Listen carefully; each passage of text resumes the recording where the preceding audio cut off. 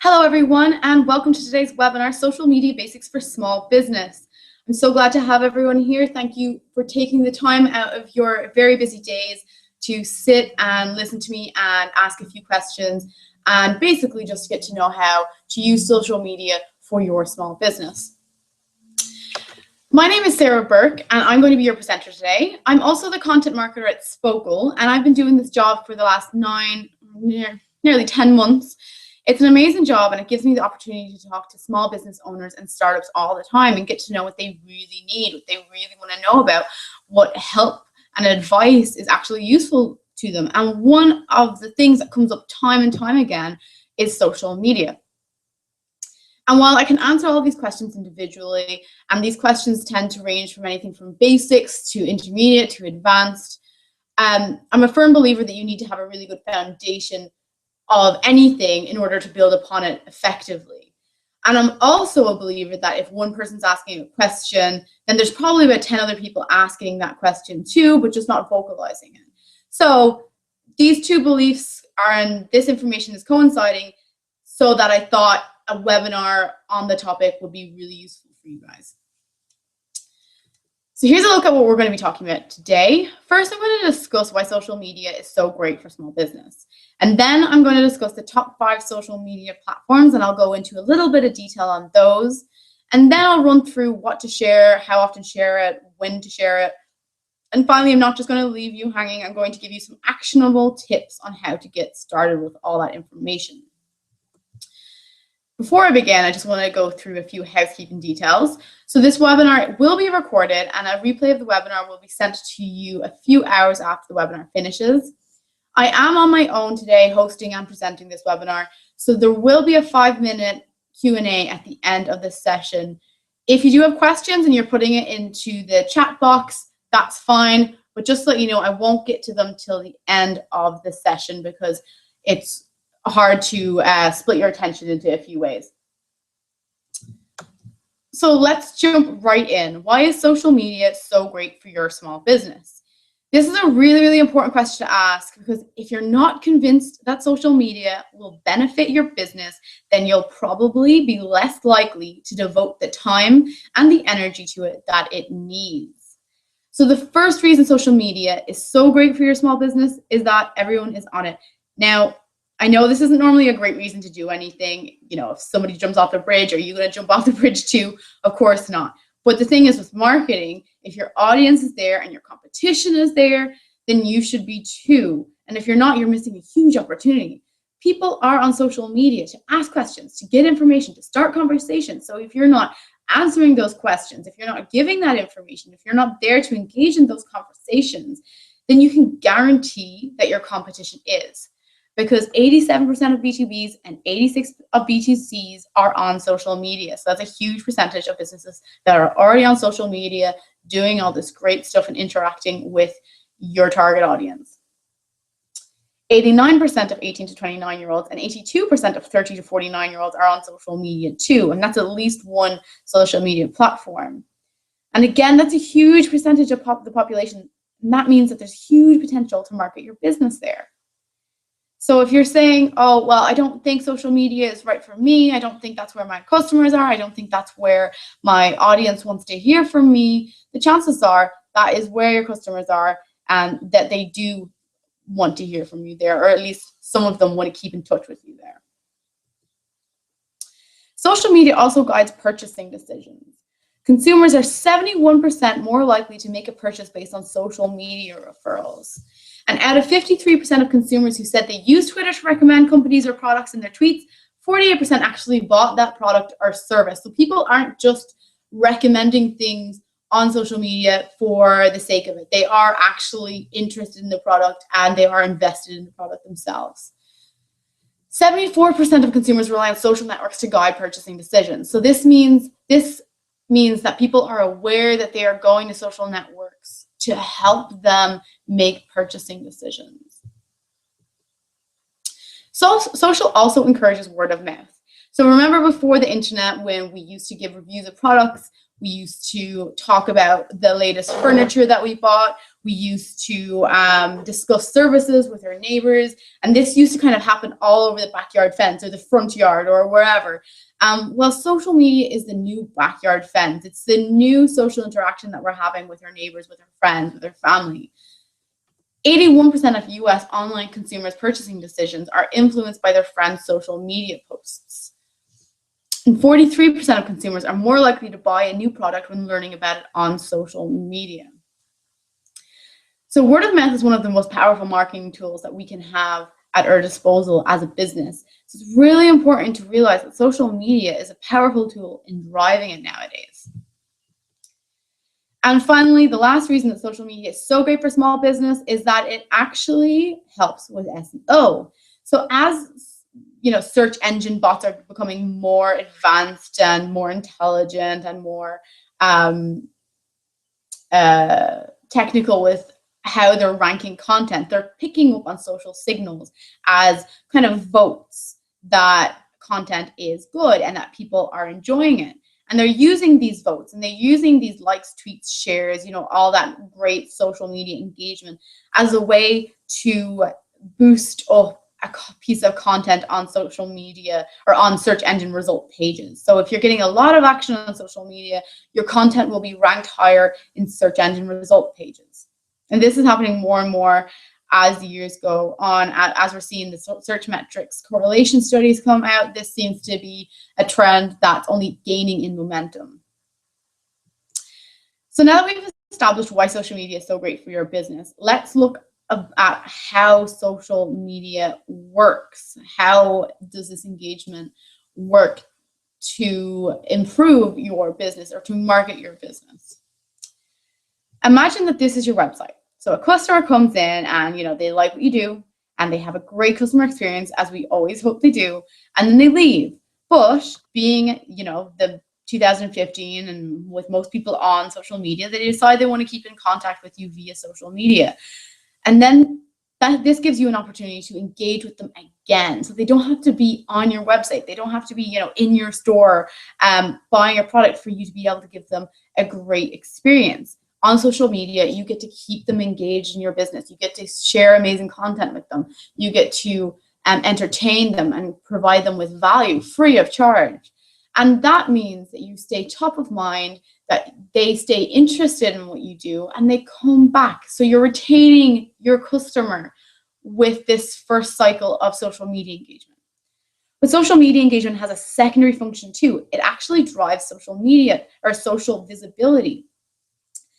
And that means that when your initial customer is liking your post, is sharing your post, is talking about you on social media, their social circles are seeing them do that. And they're getting an impression of your business through their friends. So again, this is kind of word of mouth / social visibility. And with that comes new prospects. And with new prospects, of course, hopefully, comes new customers. So as you can see, there's two ways social media works for your small business. The first is it retains customers, and the second is that it generates new ones. So which social media platform is best for your business? You can't be on them all. There's a lot out there, and I don't really have enough time to go through them all either. So we're just going to discuss the top 5, which are Pinterest, LinkedIn, Twitter, Google+, and Facebook. Let's start with Facebook. It is the most popular social media network out there. Everybody is on it, and they're looking for text posts, visuals, memes, videos, anything entertaining, anything interesting, anything educational, and that's what makes Facebook amazing for sharing photos, sharing videos, textual content. And it's used by mostly B2Bs, B2Cs, and nonprofits. They're all quite active on the platform, and they can successfully market on the platform. The second most popular platform is Twitter. It has a lot of users with 650 million people on it. On average, they're a little bit younger, but their income tends to be a little bit higher. People go on Twitter to learn about updates and trends and news. It's a very fast-moving platform. This is where you'll hear all the newest and most up-to-date information. So it's really, really good for sharing news, for sharing original content, for sharing curated content. And because of this, it's really good for B2Cs, B2Bs, nonprofits. Again, similar to Facebook, most businesses can market quite effectively on it. LinkedIn, however, is a little bit more specific. It's a business-oriented social media platform with 300 million people on it, but they only use it for about 4 hours or less a week. So it's not something you spend idle time on. People go on LinkedIn to learn about industry news, tips, advice, and just general business-related content. And because of this, it's become a great place for thought leadership. And by that, I mean, if you want to become a thought leader, sharing content on LinkedIn is very effective. And if you want to read information on written by thought leaders, it's also a great place to find that content. It's used mostly by B2B, so B2Cs don't see a lot of success on it. Google Plus has an audience of 550 million active monthly users. They're mostly men and they're mostly professionals. It's like Facebook in that people look for all kinds of content there, and all kinds of content work quite effectively because they're highlighted quite well. So, news, links, content, blog posts, videos, they're all quite effective there, and and then people look for them there too.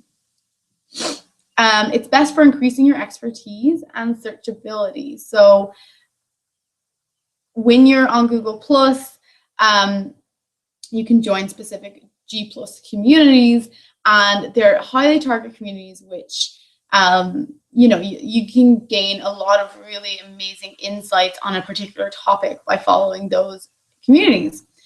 In terms of searchability, if you get a lot of engagement on Google Plus, you will be ranked higher in search engine ranking pages for it. So Google Plus is kind of rewarding its own or its users with higher or with better SEO.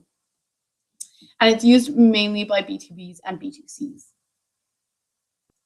Pinterest is another niche social media platform with 80% of its 70 million users being female. Pinterest is all about visuals. So products, high quality products and infographics and graphics work really, really well. It's mostly used by B2Cs and B2Cs, and it gets more referral traffic than Twitter, LinkedIn, Reddit, and Google Plus combined. Of course, these are just the top 5 social media networks. There are several other social media networks, and it's not always a good idea to just confine yourself to the more mainstream ones. So you have Instagram, YouTube, Reddit, Snapchat, Tumblr, Tsu. These are all up-and-coming platforms. These are all, maybe they're not as well trodden or as well used or as well known as the other social media platforms, but that doesn't mean they're not as effective for your business. So I've talked to plenty of businesses who have phenomenal success on YouTube and Instagram and Pinterest because, they have a very visual product, and those 3 platforms are super visual. I've also talked to businesses whose success stems mainly from marketing on Reddit and Tumblr because their audience likes novelty and likes the kind of unique and the alternative. And so that's worked well for them. So if you're not on any of these for personal reasons and you're not really sure, what they do and what kind of audience is on them, I definitely do a little bit of research on the more alternative ones, especially if none of the mainstream ones are really hitting a nerve with you. Definitely do a little bit of research and think outside of the social media box and see if any of the lesser known social media platforms might work better for your business. But what do you actually say on these platforms? Obviously, it all depends on your business. And I don't really like giving people a clear set of rules that they have to follow. This isn't, social media is an organic process. It's something that happens very naturally. So it's not something that works very well if you have a hard and fast rule and never change that hard and fast rule. So any rules or guidelines I give you today are to be tested and to be tried and to be changed and to be experimented with. There is no yes or no with this. Everything is up for debate, but that's not very useful for you, especially when you're just getting on social media for your business. It's kind of like, oh, okay, that's great. but I would like somewhere to start off. And just to give you that somewhere, that starting point, the 5-3-2 rule is known as a template for really good social sharing etiquette. And what this rule means is that for every 10 pieces of content you share, 5 should be curated, 3 should be your own, and 2 should be entertaining or personal, off-topic kind of content. Again, this is just a template, so play around with it, test it, see what ratios work best for you. So curated content, if you didn't know, is content that you find from another source. It's relevant to your industry, which is very important. And a good portion of your content should be curated. So I like to think of curated content, or I like to think of social media as, like a conversation. So imagine you're sitting at a dinner party and you're talking to somebody. You're not going to just talk about yourself. It's rude. It's not good social etiquette. You're going to want to talk about topics that are related to either both of you, or just a topic that you both can talk about and find interesting. So curated content is that large chunk of conversation that you need to have that's not directly about you. So to do this, you just find relevant content in your industry that you think is really interesting and that you think your audience will find really interesting, and you share that on social media. Always remember to tag or mention the source that you're getting the content from if you can. I know some sources might not be on Twitter or Facebook or wherever, but the best practice is to try tag or mention them, because that kind of grows a really good conversation with your fellow industry businesses, and it grows relationships, which is very important for business, as you know. And to find curated content, I like to use newsletters and social media. I also use Scoop, BuzzSumo, and StumbleUpon, and lately I've been really loving Medium. But what I found with curated content, where you find the best content will kind of keep changing and evolving and developing as you yourself are using the internet. So you will just kind of stumble across a really amazing source and you'll love what they're sharing. So you'll start looking at what they're sharing a lot more and start sharing what they're sharing. 30% of your content should be your own, or thereabouts. Obviously, you're on social media to market your business. So we're not going to claim that that's not why you're there, and we're not going to tell you that you're not supposed to share anything from your business. 30% of your sharing can be your own content, but that doesn't mean it has to be salesy, and it doesn't mean it has to be generic. So by that I mean, obviously when you're creating content, you shouldn't be creating, sales pitches, and you shouldn't be creating generic content. It should be interesting and informative, so that when you share it, people don't think, oh, this is all just like about you, like I don't get anything out of this. It should be actually providing value.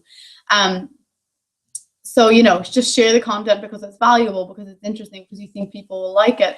And personalize it by not just sharing the headline plus the link, make it a little bit interesting where and when you can.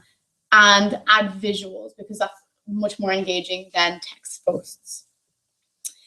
And finally, 20% of your content should be like off topic, just, personal or entertaining. So thoughts on life, quotes, satirical cartoons, jokes, statistics, funny cartoons, data, anything that's a little bit more entertaining or more personal and more lighthearted than what you would be sharing normally.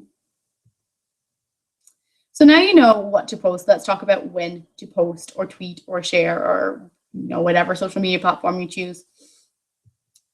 Again, this varies from business to business, and you have to test it to really figure it out, what works best for you. So this is just a template. This is just a guideline. I definitely suggest playing around with it and figuring out what is the best ratio for your business.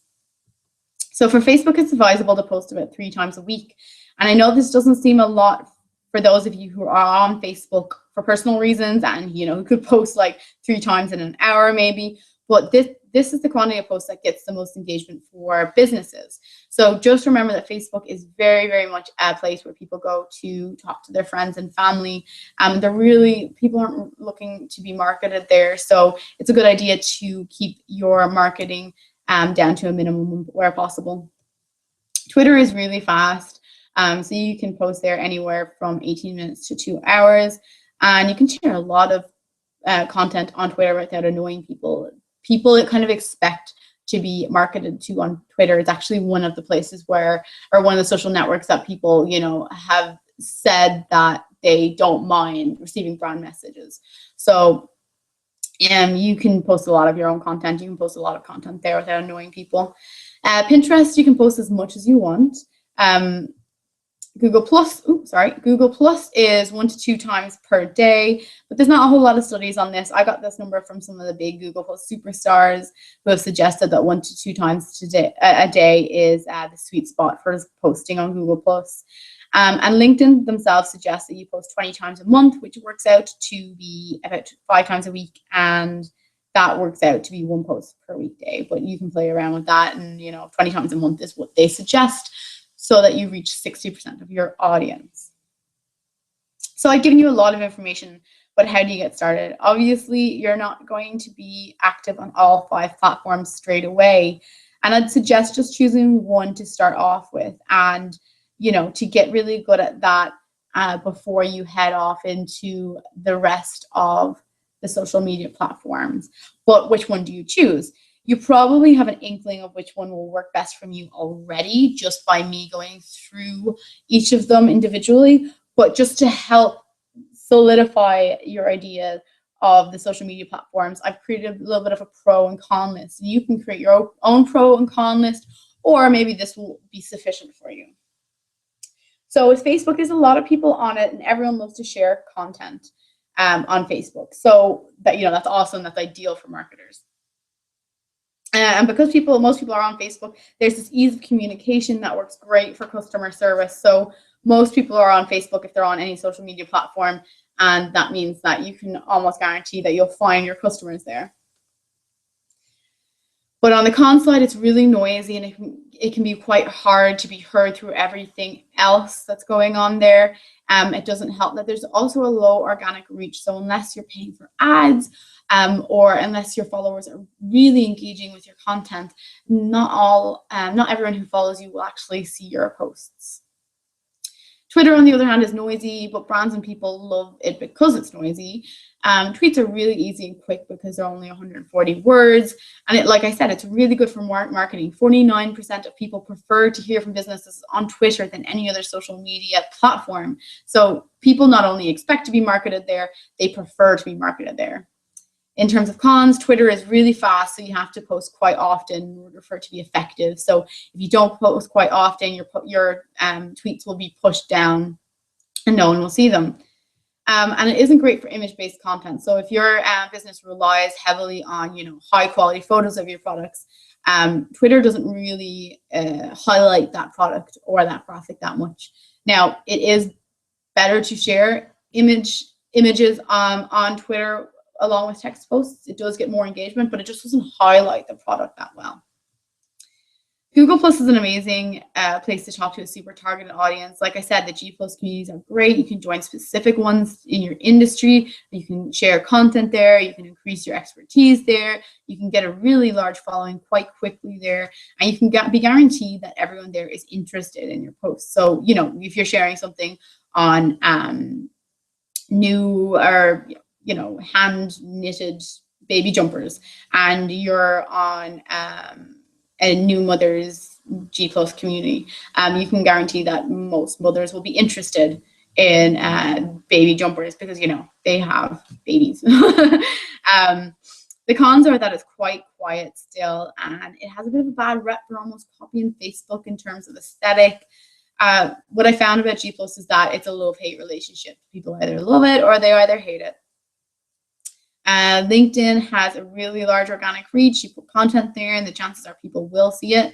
And it establishes credibility with connections. So if you are a B2B, credibility is essential for making deals and making your business successful, really. And the negative side of things, it's a small niche. So unless you are a B2B, in particular in the tech industry or the marketing industry, it's not ideal, and it's slow to set up and get going. So you don't see a lot of results from the get-go.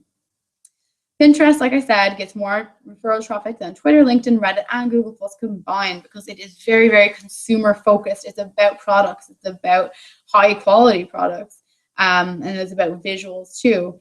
Another positive is that your pins stay active for a long period of time. So even when you're putting new content up there, even when you're putting new pins up there, your old content and your old pins stay just as useful, even when you're adding that new stuff.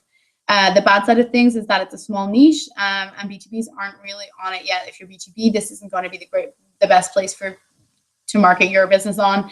It's also more effective for those businesses that actually have a physical product that they can take high quality images of. So as you can see, there are a lot of pros and cons for every social media platform. So I really would suggest just going through this list. I would suggest, definitely looking at some of the more alternative websites or social media platforms as well, and just choosing one based off of how much time you have, what content you have, what kind of business you're in, and just get started doing really, really well on that one social media platform, gaining followers and getting into the rhythm of how to share content on that social media platform before you jump into being more active on other social media platforms too. So to get started, you need to create a business page. All of the top 5 platforms that I mentioned today, except for Twitter, have a business page. So you do have to set a Twitter account up. It can actually be your personal account if you like, but it can be a business handle as well with Twitter, So like we have an @GetSpoken handle, but then I have a personal Twitter that I use as well. So once you set up a business page, spend some time thoroughly filling out it. So that's your contact details. If you have phone number, definitely add it there. Email. Obviously, your website needs to go in there. Your About Me section gives people a little more information. It kind of builds trust with people and adds to how transparent your business is.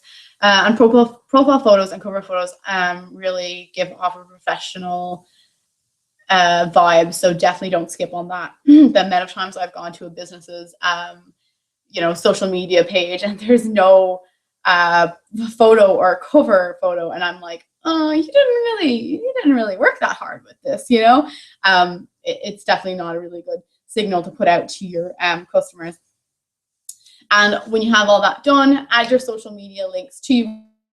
So it means that when people go into your website and they like what you do and have a great experience with you, they can easily follow you. And same goes with your emails. And they get an amazing email from you, and they're like, oh, I like what they're sending me. I'd love to keep in contact with them a little bit more on the platforms that I'm on in my more leisurely time. It's easier for them to do that as well.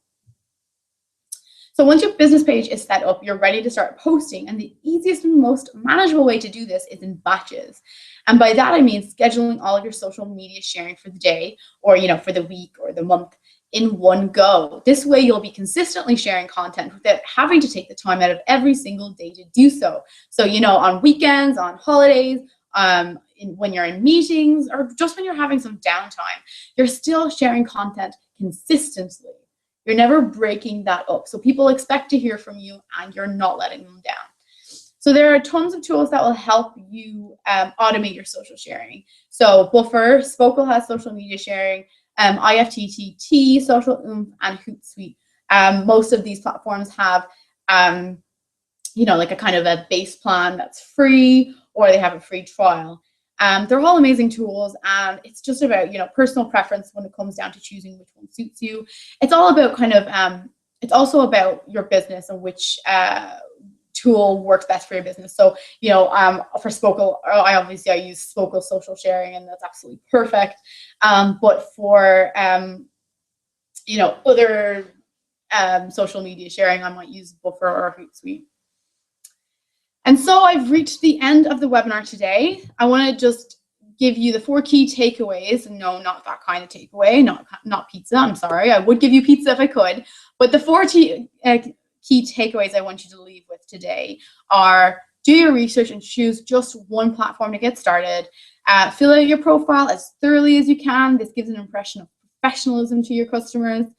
Use the 5-3-2 rule and the timing guide as a template to get started. but test it and see what works best for you and your business. And finally, create a posting schedule and use a social media automation tool to share your content throughout the day, throughout the week, or throughout the month, whatever suits you. So this concludes today's webinar. I'm going to open the floor to questions now. And I see I have a few in the chat box already, so I'm just going to go through those.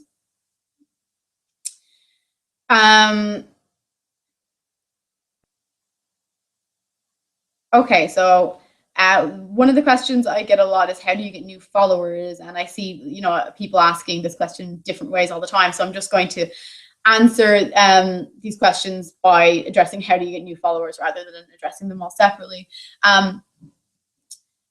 With social media, it's all about conversations. When people ask me how do I get new followers, I always think it's like asking how do I get new friends, and you kind of almost don't ask that. You don't say how do I get new friends. People instinctually, usually, they know how to get new friends. So I like to think of it like that. How do you get new friends? You talk to people, you go to parties, you have conversations, you get to know people. That's the same thing with social media. So you just talk to people. You go to, for example, Twitter chats are amazing for that. So Buffer, SEMrush, all have amazing Twitter chats, CoChat. You know, there are so many Twitter chats going on now. And just find one that's relevant to your industry and join those chats. They usually last for about an hour, and you know, the business hosting it usually asks questions and you answer them, and people favorite your answers, or you know, they might have a problem with your answer and that will start a discussion. Whatever happens, it just, you know, it starts conversations, and that's exactly what social media is all about. Another thing is to just share amazing content, to just share things people will be interested in, to follow people that you're interested in and share their content. Like I said earlier, I said curated content is really, really important, and that actually starts relationships. So yeah, my 3 things would be have conversations, follow people that you find interesting and share their content, and share amazing content that people will, or share and create amazing content that people want to read and want to follow you to keep up to date with. Which social media would you recommend for a realtor? Okay, so obviously, you know, social media platforms like Reddit and Tumblr won't work for a realtor, and even Snapchat, I would be like, it's a little bit too millennial focused. For real estate, I'd probably suggest either focusing on very visual platforms. So, you know, real estate's all about the beautiful houses, beautiful landscapes, and that's what really sells property. And, you know, so you have a very, like, you know, visual product, and you're probably going to have high quality images. So Pinterest, YouTube, and Instagram are great for visual products. But I would also say that Facebook and Google Plus would be really effective too, especially Google Plus with the communities, or Facebook with their groups. And yeah, and with their groups, you could definitely find a nicely targeted audience there for that. How do you stay on top of your social media accounts without being on it all day? Well, like I said, it's really important to get a social media automation tool that works really well for you.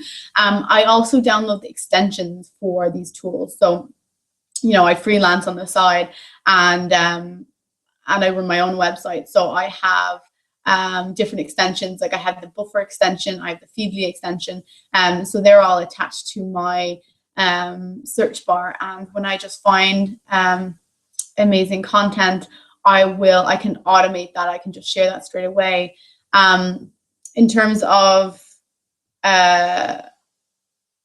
keeping in contact with people, like, you know, keeping in the conversation throughout the day when I'm busy doing other things, I don't. I have notifications on my phone set up so that I get an alert when something on one of the social media platforms is happening, and I can look at that super quickly without basically taking any time out of my day, like maybe like 2 seconds. If it's something that can wait, it waits. Most of the time it can wait. If it's, people are used to, not getting a super, super fast response on social media networks. If it's not, like a customer service complaint or something. If it's customer service complaint, that's when you get on the social media platform and you respond straight away.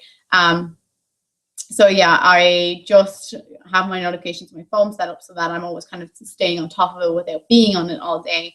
And I spend about half an hour in the morning doing the batch social sharing, and then about 15 minutes just going through the social media networks and making sure that I'm engaging in any conversations or questions that are being asked. And then I spend another 15 minutes at the end of the day just going through the social media networks again and engaging in conversations that might have been asked, or anyone sharing or content. I might favorite it, or I might, go through our streams and retweet or share some content that I found interesting on the streams. So yeah, I think that's all the questions we have today. If you have any more, feel free to send me an email at sarah@kitsvocal.com. And I guess until we meet again, I hope you have a wonderful day, and I wish you the best of luck with your social media marketing.